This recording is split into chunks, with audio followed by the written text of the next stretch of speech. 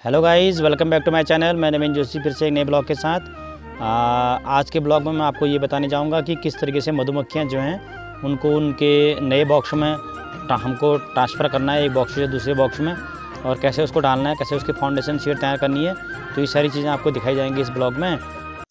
तो यहाँ पर आप देख रहे हैं गाइस, जो पहाड़ में जो है हमारे और इधर उधर जो भी हैं, और ये मधुमक्खियाँ जो हैं एक अलग झुंड में रानी मक्खी के साथ चली गई हैं। यानी बक्से में जो हो गया वो डिवीज़न हो गया है। तो इस तरीके से वो एक बड़े से पेड़ में कहीं बैठ जाती हैं, फिर उनको पकड़ के हमको लाना होता है और उसके बाद उसको बॉक्स में डालना होता है। तो ये सारी प्रोसेस मैं भी आपको दिखाने वाला हूँ, तो आप बने रहिए ब्लॉग में। इस तरीके से जो है कठिन परिस्थिति में हमें उन्हें इस बड़े से पेड़ से पकड़ के बैग में रखना है। तो पकड़ के लाने के बाद इस थैले में देखो इनको रखा गया है, और इसका मुंह खोल के अब इसको हम पेटी के ऊपर डाल देंगे।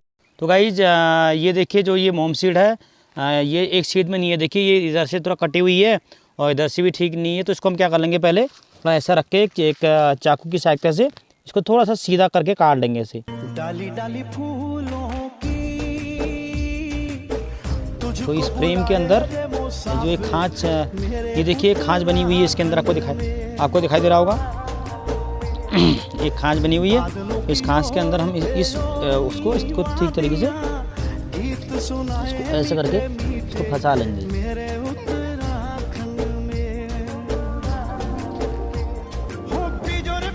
ये देखिए इस तरीके से, ये इसके अंदर अगर इसमें बूंद डालेंगे, पिघला हुआ मोम डालेंगे, तो दोनों मोम आपस में चिपक जाएंगे। ये देखिए,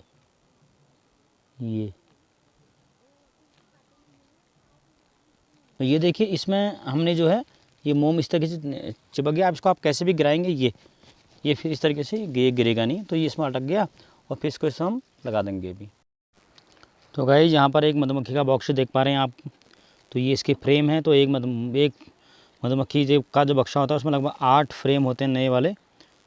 तो यहाँ पर हिमांशु भाई हमारे जो है बक्स की पहले लिपाई होगी अच्छे से, अंदर से मिट्टी को छान कर, जिससे जो है मधुमक्खियों को ठंडा भी ना लगे, हवा भी ना लगे। तो इस तरीके से मधुमक्खी की पेटी की जो अच्छे से जो है चिकनी मिट्टी क्ले से उसकी अच्छी से लिपाई हम लोगों को उसको कर लेनी है।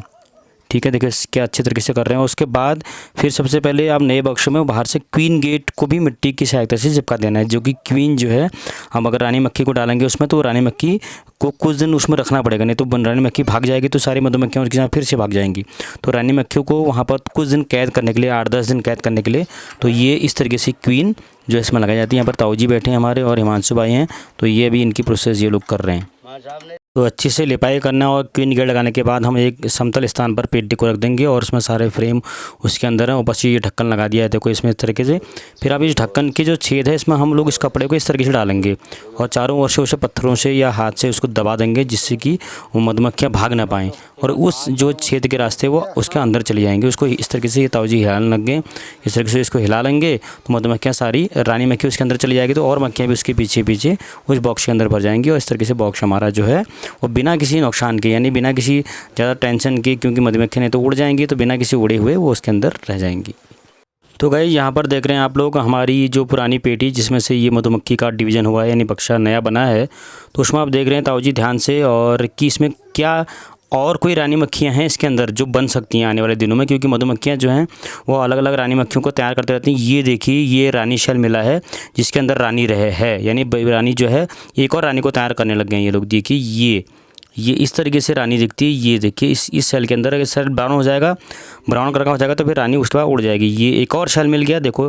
तो और ये जो बक्सा है ये पूरी तरीके से ख़त्म हो जाएगा अगर हम इस रानी सेल को इसमें से नहीं निकालेंगे, क्योंकि मधुमक्खियाँ जितनी भी हैं सब रानी के साथ भाग जाएंगी और जो ये बक्सा जो है वो बिल्कुल ख़त्म हो जाएगा।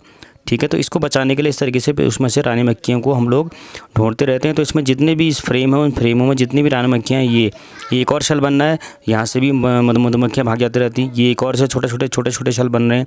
तो अलग अलग जो हैं मधुमक्खियाँ जो हैं अपनी रानी को इस तरीके से ये प्रोड्यूस करती हैं। तो ये जो है ये एक और जो है फ्रेम दिख रहा है, इसमें जो है रानी के जो हैं अंडे भी दिख रहे हैं आपको। वहीं के आसपास शहद के बॉक्सेज भी दिख रहे हैं, जो कि नए बच्चे जो पैदा होंगे वो उन्हीं को खाएंगे। ठीक है, उन्हीं को। तो ये इस तरीके से जो है इसमें भी ये पूरे तरीके से इसमें शहद इत्यादि लगा हुआ है। ये जो है रानी मधुमक्खी है। तो रानी मधुमक्खी का शेल है, तो रानी मधुमक्खी के शेल के अंदर से आप ताऊ जी आपको रानी दिखाएंगे कि रानी मक्खी होती कैसी है। ये ताऊ जी की तरह दिखाया जा रहा है कि रानी मक्खी क्या इसके अंदर है, ये देखना है हमें। ये देखो, ये कह रहे हैं कि ताऊ जी कह रहे हैं कि इसके अंदर रानी मक्खी तैयार होगी, ये एक दिन के अंदर फिर उड़ जाती। ये देखिए, ये ऐसी होती है रानी मक्खी। ये देखिए कितनी बड़ी मक्खी है ना। तो ये सबसे बड़ी मक्खी होती है ये, और ये इन सभी में, और जितने भी जो मधुमक्खियाँ इसके साथ ही इधर इर्द गिर्द इसी के डायरेक्शन में वो काम करती हैं। तो ये मेरा छोटा सा प्रयास था आप लोगों को अपनी दिनचर्या दिखाने का। तो अगर ब्लॉग अच्छा लगे तो उसको शेयर कीजिए। आपका बहुत बहुत धन्यवाद।